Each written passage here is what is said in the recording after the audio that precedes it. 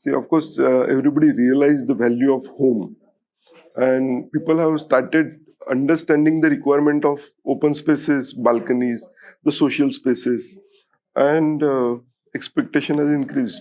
So, just before COVID, where every balcony was being enclosed, today people want the deck to sit out. And apart from that, the co-working spaces within the residential complexes, if it is a luxury building, the demand for amenities uh, it's quite high. So in fact, because most of the Bombay is under redevelopment, and then the developers, they give presentation to the societies and the kind of amenities they offer and the expectation, of course, from the member side, it is very high. And I think because of this, in coming future, the new buildings which are coming up will have fantastic social ambience and culture. So there are two sides to this. On one side, the project is going for redevelopment because the government has given more incentives. Almost the FSI has gone multifold, three times, four times. So they took 20 years to increase FSI from 1 to 2. And thereafter, they just took 3 years to take it to more than 10. In some part of Mumbai, the FSI is more than 10. So that is one aspect of it. Now, as far as the quality of the construction is concerned, I believe the unorganized sector into real estate, like anybody can become developer, and even legally anybody can practice as an architect. So if that is the case, what do you expect? And then the supervision, a licensed surveyor who has got no qualification as such is allowed to supervise the building. So this is I'm talking about city like Mumbai. I don't know what is going to happen in the smaller cities. So the quality of construction was always poor, and it will remain poor. Now the organized sector, they have got their brand value. Their brand value is more precious or important to them than the project itself. That is why the quality of the construction is good. Besides that, you get opportunities only when you perform. So that is why people are performing. But what I saw in last few years, this evolution of Indian real estate from small-time developers to corporate, it is in fact in a sudden pace. Okay, it happened overnight sometimes. Somebody from Bangalore comes up in Mumbai and takes over almost like 15, 20 projects, not one, there are many. So this happened because of multiple reasons again. One, our Mumbai developers were not organized. Of course, when they are not organized, they were not equipped enough financially as well. And that is why somebody from Calcutta came in, somebody from Pune came in, and they took over Mumbai projects. But then that is for good. It's survival of the fittest.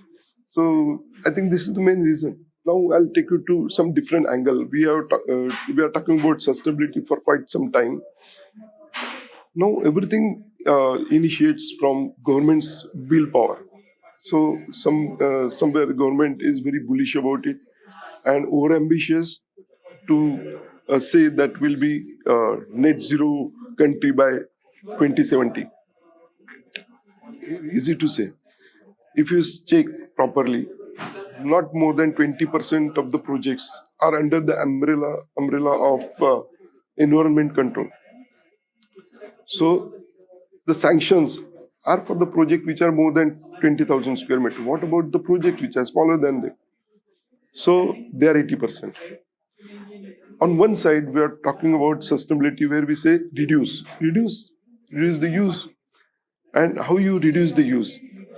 The biggest culprit is traveling, commuting. It is not just the time, it is not just the infrastructure, it is also the parking space. So if you see New York, 130-storied building, 8 car parks below, only 8. We have got 2 car parks per apartment.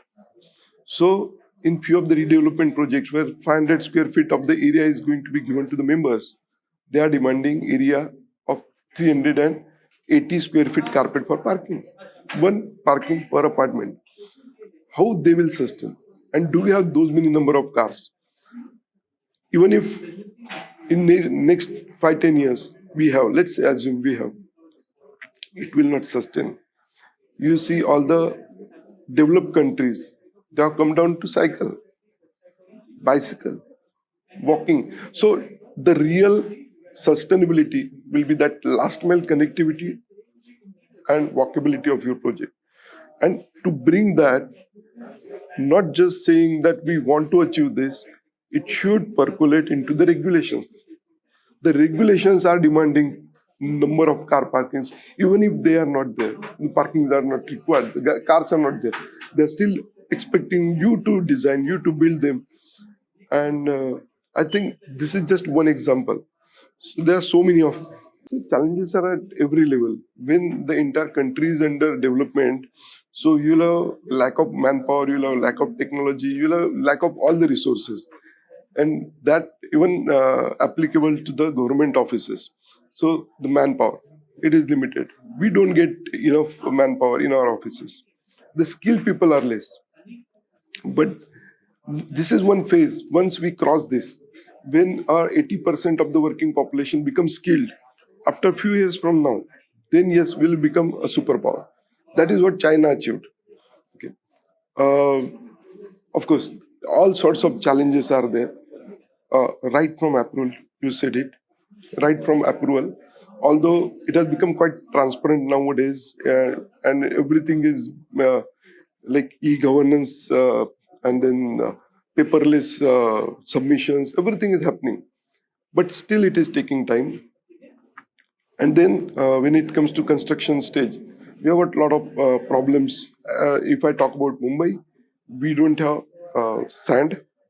So the problem starts there. We'll have to import from somewhere, or we go by monolithic construction technology. So monolithic construction technology is useful only when you have got number of repetitions more.